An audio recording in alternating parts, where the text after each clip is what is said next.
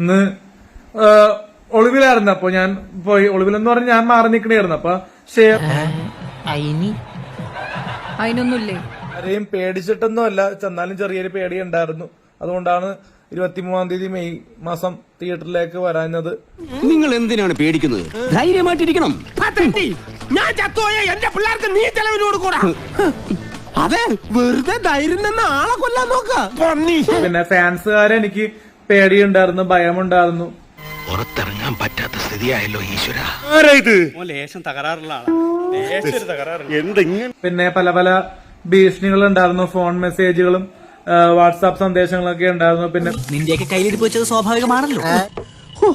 എന്നെ എവിടെ വെച്ച് കണ്ടാലും വെട്ടിക്കൊല്ലാനോ അയാൾ ഓർഡർ ഇട്ടേക്കുന്നത്. പേടികൾ ഉണ്ടായിരുന്നോണ്ടാണ് ഞാൻ ഇന്ന് കുറച്ച് വീട്ടിൽ നിന്ന് വരെ ഇത് മാറി നിൽക്കേണ്ടി വന്നു.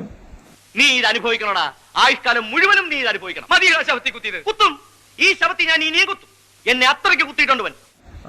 ഭീഷണിയുള്ളതുകൊണ്ട് വീട്ടിൽ കയറിയ അടിക്കുമെന്നൊക്കെ പറഞ്ഞുകൊണ്ട് ഞാൻ വീട്ടിൽ നിന്ന് വരെ മാറി നിന്നിട്ടാണ്. ഈ കിട്ടുന്നതിലേക്ക് എനിക്ക് സന്തോഷമേ ഉള്ളൂ. ഇനിയും കിട്ടാൻ വേണ്ടി ഞാൻ പ്രാർത്ഥിക്കാം. ഞായറാഴ്ച എന്തായാലും ഞായറാഴ്ചക്കുള്ളിൽ പടം കണ്ടിട്ട് എന്തായാലും റിവ്യൂ ഇടുന്നതായിരിക്കും. വേണ്ട, കണ്ടാത്തോണ്ട. അപ്പോ കിം എന്ന പുതിയ അണ്ണന് ആശംസ നേരുന്നു. അണ്ണന്മാർ ഇനിയും വരട്ടെ. ആര് വന്നാലും അലിൻ ജോസ് പെരേരക്ക് പേടിയില്ല. എന്താ കാര്യം? പേടിക്കണമെങ്കിൽ അതിന് ഒരു ബുദ്ധി വേണം. അതിവനില്ല. ബുദ്ധി. വനിതാ തിയേറ്ററിൽ റിവ്യൂ പറഞ്ഞ് വൈറലാകുന്ന ഒരു കാലം കഴിഞ്ഞു. സങ്കടമില്ല. കണ്ണീര് തുടച്ചിട്ട് കുറച്ചുകൂടി വിശ്വസിക്കാൻ തോന്നുന്നല്ലേ. അലിയേട്ടന്റെ പെണ്ണാൻസി വിജയിച്ചു. യൂട്യൂബ് ട്രെൻഡിങ് ആണ്. പിന്നെ വരാൻ പോകുന്ന ബ്ലഡി നൈറ്റും ട്രെൻഡിങ്ങിൽ കയറാൻ പോവുകയാണ്. വനിതാ വിനീതയുടെ ഓണറോട് പറയാനുള്ളത്, ഞാനിനി വനിതാ വിനീതയിൽ വന്ന തിയേറ്ററിലൊന്നും ഡാൻസ് കളിക്കില്ല, റിവ്യൂവും പറയില്ല. അയ്യോ അങ്ങനെ പറയരുത് പ്ലീസ്. ഒരു കുഴപ്പമില്ല, സന്തോഷമുള്ള മക്കളെ, സന്തോഷായി.